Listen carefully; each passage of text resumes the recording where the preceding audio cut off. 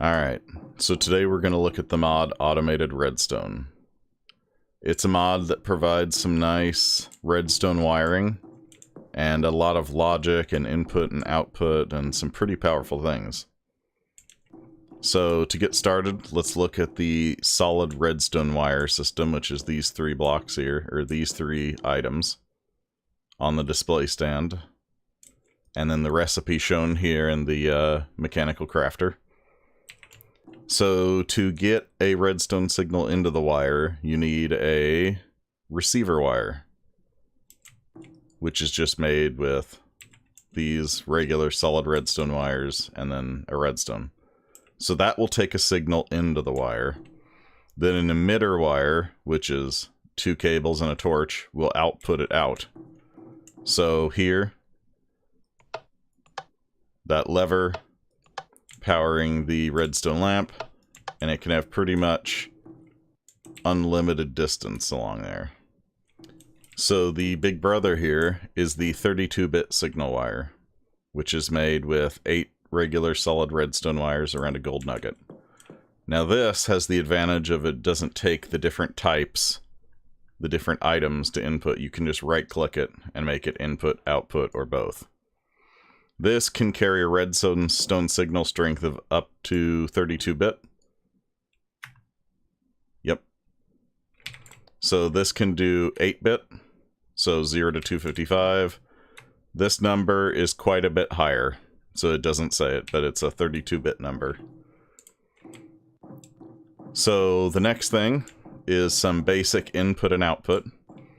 So first you've got this redstone potentiometer here that you can basically run this lever up and down, and if you have access to other faces of it, you can adjust its minimum and maximum. So like if I right click the top there, you can change it.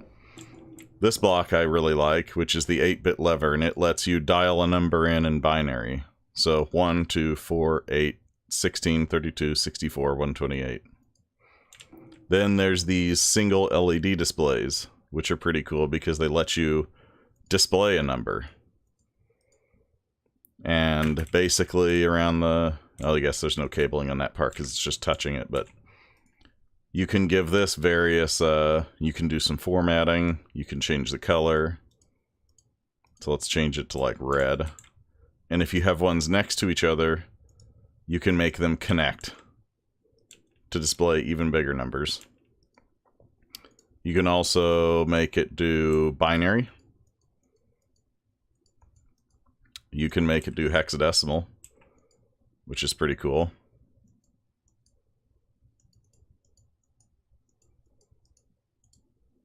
So yeah, there's that. Next up is the oscilloscope, which is useful for seeing changes in signal over time, just like a real oscilloscope. And there's lots of configuration stuff you can do. You could even do triggering. You can name them, you can set their minimum and maximums, you can offset them, you can put sensors in here, which we'll get to later. You can have multiple channels on.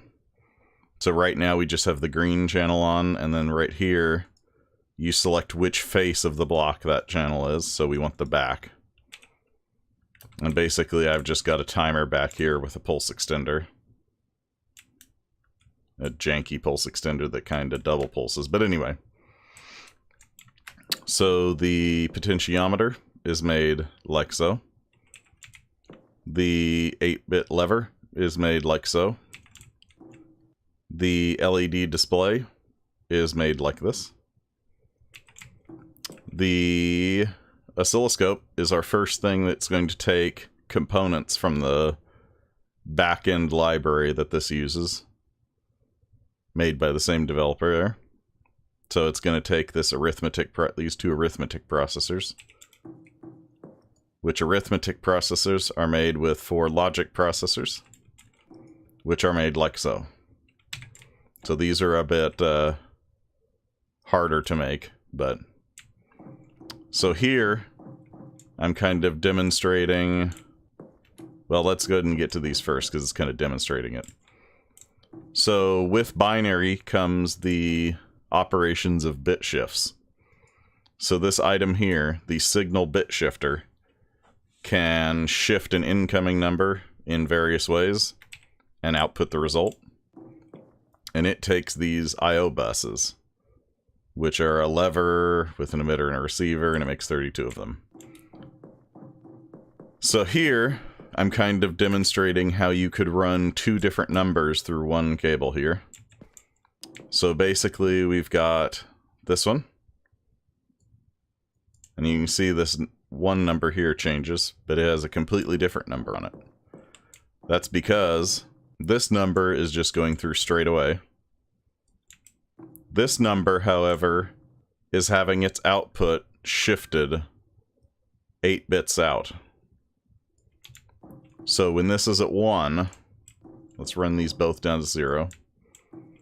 So when this one is at 1, this one is at outputting 256, because that's 8 bits over. And then over here, it's taking those bits there and shifting them back to the front. And I'll have more on this later, but basically using bit shifting, you could run all sorts of different numbers through a single cable like that. So the more advanced one here is the bit splitter wire. And it's basically designed to do just that, with more of a UI to it. So here, I'm doing the same thing. I'm running 3 of them through. You can see it in the distance there. And all of them are coming out just fine. And here's the actual number that's going through that cable. So if we look at this, so we've got 6 different sides of this block. And I can say which side, basically each side of this, you can set how much of a bandwidth it has. So I'm just doing 4 bits on each. And how far it's shifted. So it's basically saying, okay, this left side here has the first 4 bits.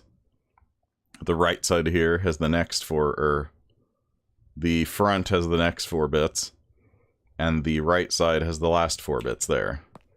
And then over here, it's doing the opposite. It's taking a full input in the front, and it's outputting the various sections of bits that I want for the different outputs there. So this you can get pretty complicated with. Oh, right, and I forgot to mention with the bit shifters here,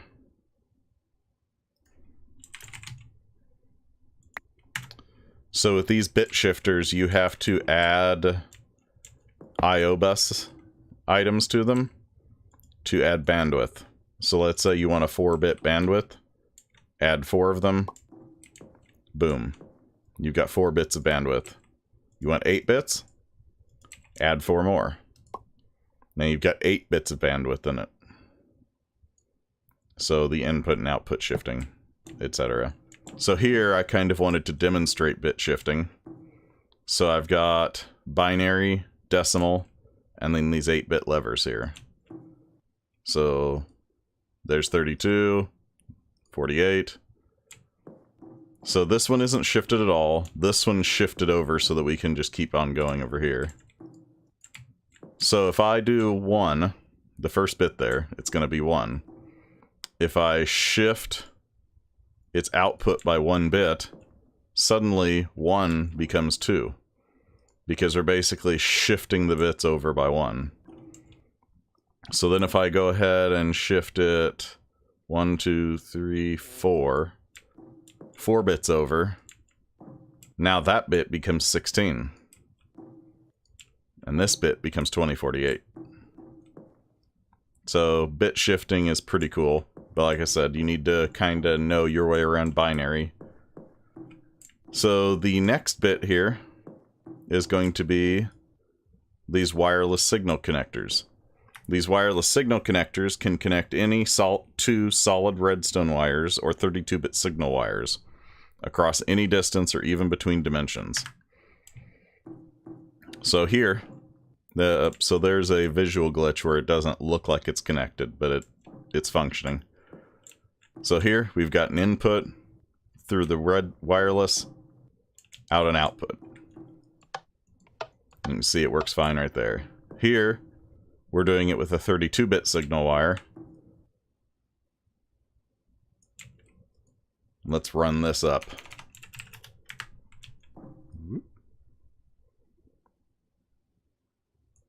So that works like that too. So then we get to sensors.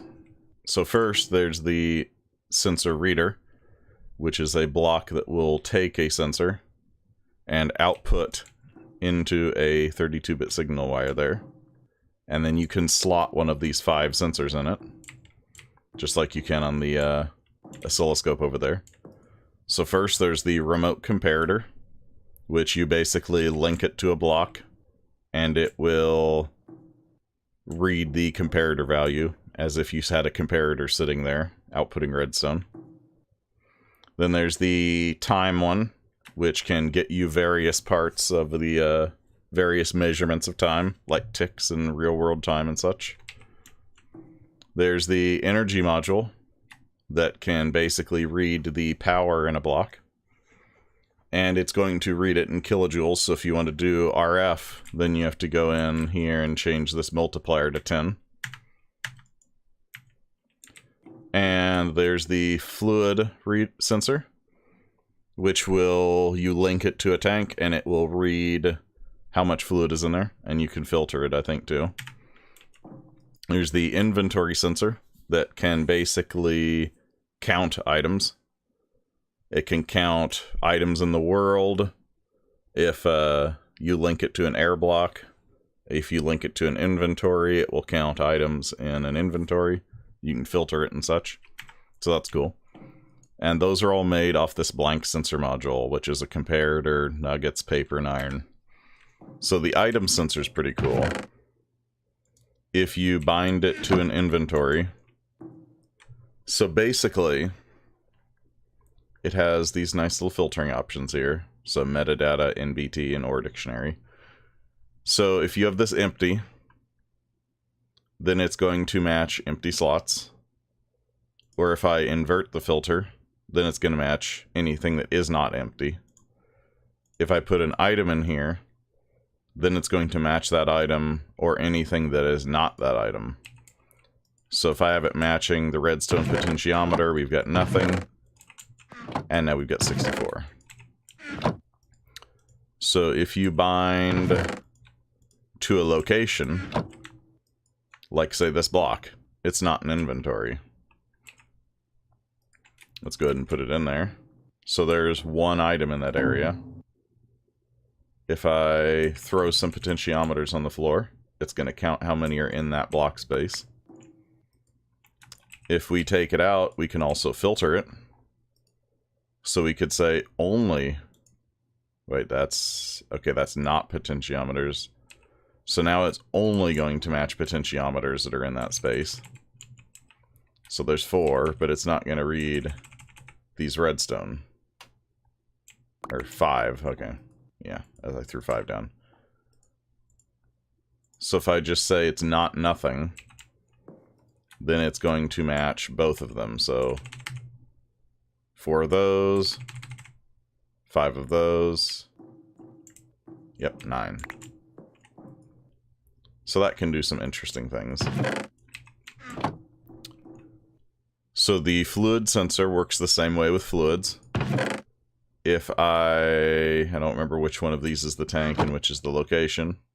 Okay, so this one is matched on the tank. So right now it's going to match empty. If I put fluid in it, then it's going to match water or not water. So if I go ahead and say match not empty, and then I put some water in it, it's going to register it in millibuckets. If I were to say put a different fluid in the filter, so if I take this and tell it to register lava, it's not going to hit anything because there's no lava in there.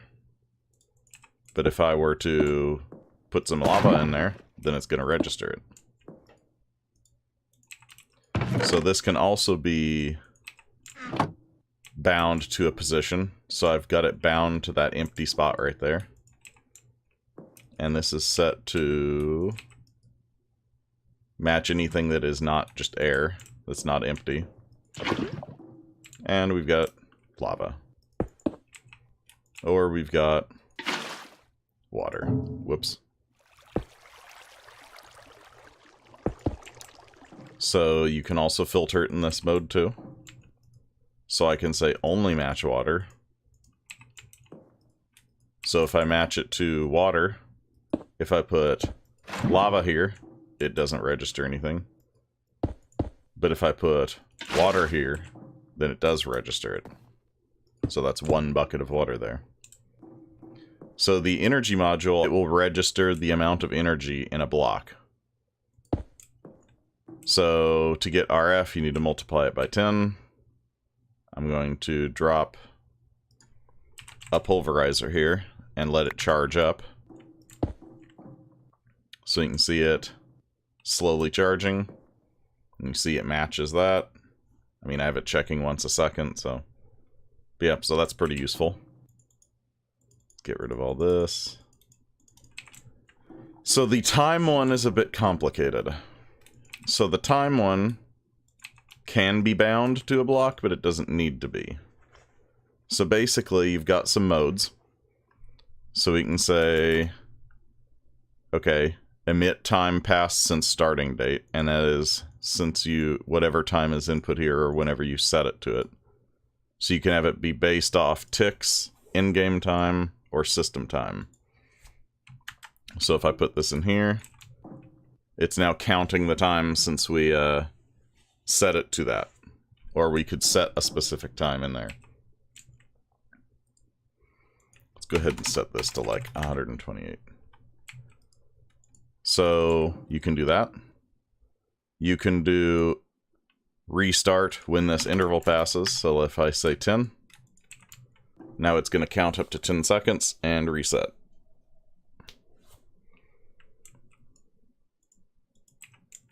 And these are basically where you want the time source to come from.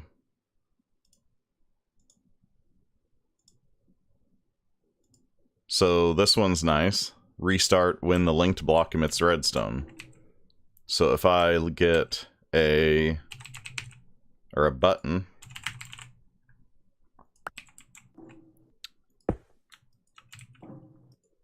so now it's going to count up until it gets that redstone signal.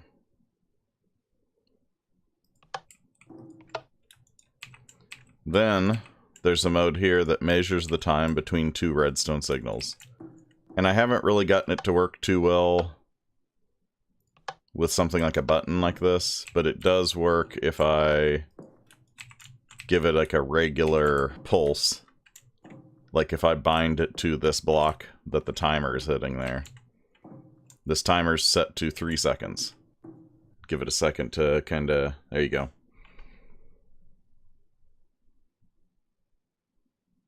So it's now registering 3 seconds. If I make this 100 ticks or 5 seconds, it's going to measure 5 seconds between the pulses. So it's pretty cool. So yeah, these the sensors are pretty neat. Now then there's the big brother to these, which are the valves here. So these are pretty cool. So these can control or measure various things. So the energy valve can control or measure the flow of power, control or measure the flow of liquid, and control or measure the flow of items. So I've got some demonstrations set up over here. So here's the fluid valve. So right now it's monitoring the flow of water. This needs to be output, and this needs to be input. So we're getting about 90 millibuckets per tick through here. If I switch this to limit flow, then you see that will start filling up. And if I give it a redstone signal, that's going to be a redstone signal of 15. So it's going to allow 15 millibuckets per tick to go through. Now if I were to, say, put an 8-bit lever back here on it, and crank it up, now we've got 255 millibuckets per tick through it. So it's a pretty cool block. Now, I'm going to save this one for last because it's the most complicated, but here is the energy valve. So here is a standard 88 RF per tick water wheel. And it is currently reading the flow of power. So we're getting 88 into this trash can. If I set this to limit, then you can see this is going to start filling up. If I tell it, you know, let's do like 15 RF, it's going to fill up slower. If I go ahead and do that, it's going to empty out because we're going to be allowing 143 RF per tick to go through there, but this is only making 88. But it's most useful to measure the flow. Now, the most complicated of the valves is the item valve. So this one, you want to make sure that you have your target done first, because it's going to mirror the target's inventory. So at its most basic, let's switch this to passive mode. So this is going to show how many items are going through it. So a hopper's kind of slow, so it's just reading 1, then 0, then 1, then 0. What's nice is when you switch it to other modes. So and this, you can always make it sense the amount going through. So basically, this is the signal going in and out of it. So if you see, I wonder if I change the UI scale, if that will make that more. There you go. So you can see when I turn emit transferred amount of signal on, there is a 8-bit red there, which means it's going to output an 8-bit signal for it, or a 16-bit signal if you turn that on. If you've got lots of items flowing through, you know, like 65,000 items flowing through.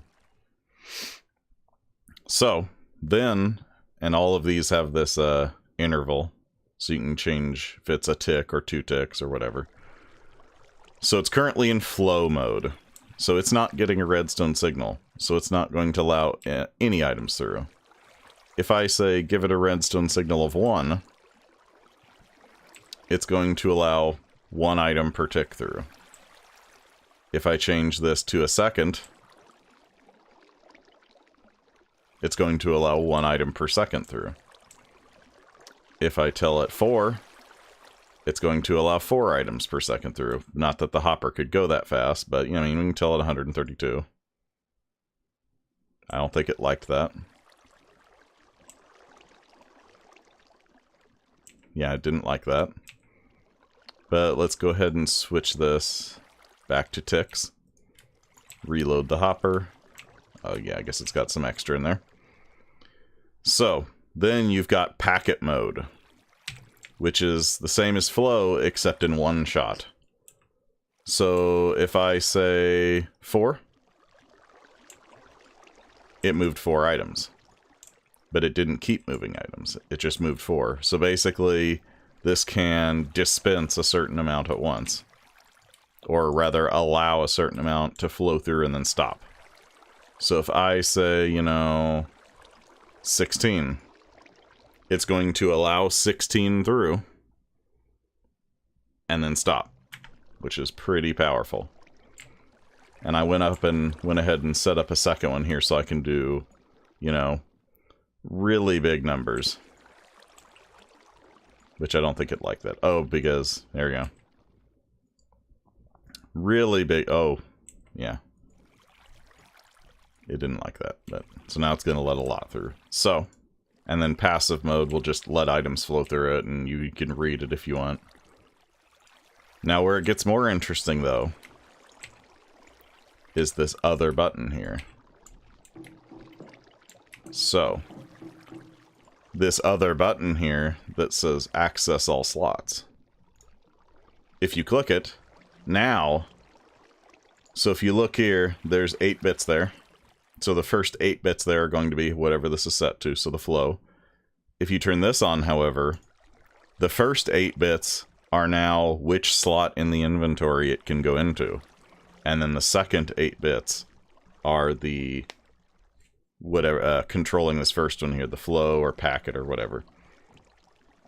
So what this lets you do is specify where this can go.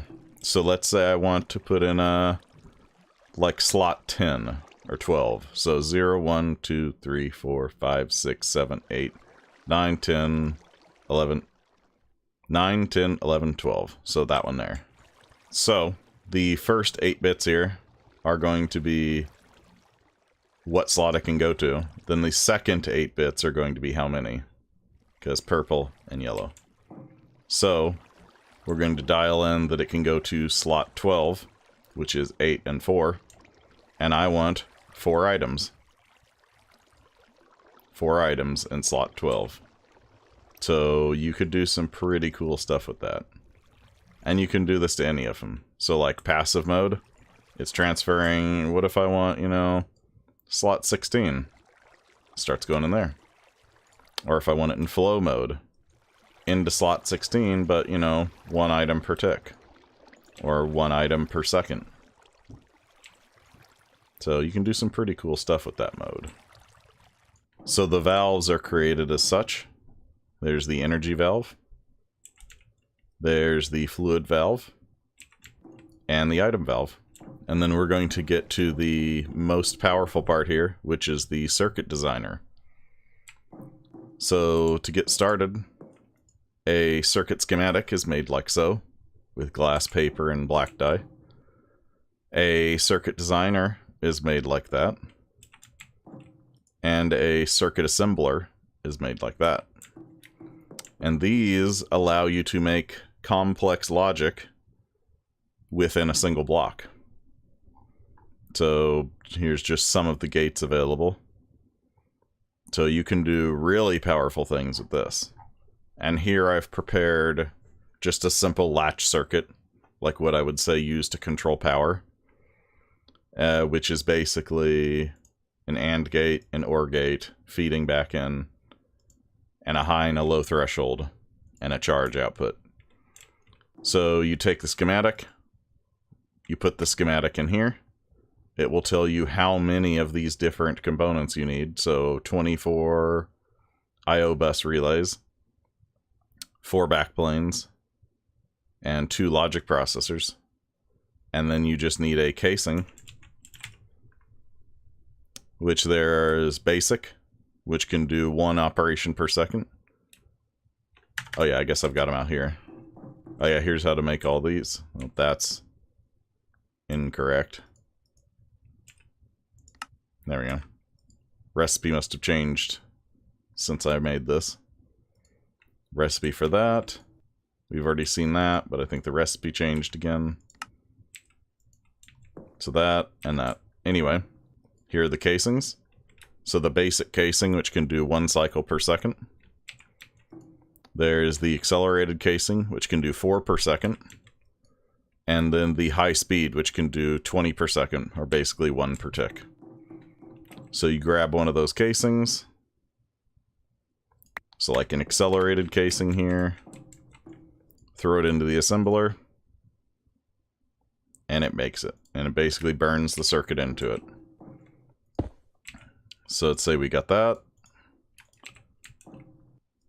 Let's throw that, and that. So you specify which side of the block your inputs and outputs are. So my high threshold, I'm going to make the left side. My low threshold is going to be the front. And my charge toggle is going to be at the right. And I'm going to make it 4 times a second. And it's running. Basically, so let's say we're draining our power. So we go under our high threshold. And then under our low threshold, the charge output kicks on, so we turn on our generators. We go back above the low threshold, then back above the high threshold, and it turns off.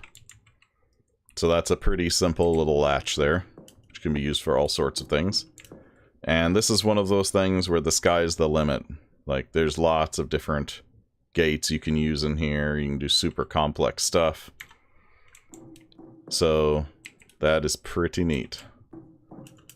So yeah, this is one of those mods that not a lot of people know about, but is pretty powerful. Oh yeah, I forgot to mention that. So both types of wire here, you can kind of hide them if you have a block in your offhand and you right-click it. You can hide the wire. So that's pretty cool. So I can just hide all these wires. Whoops. I think that was here. Right? 12? 12? Okay. So, I hope this helped. It's a pretty neat mod. Got some cool stuff in it. So, have fun.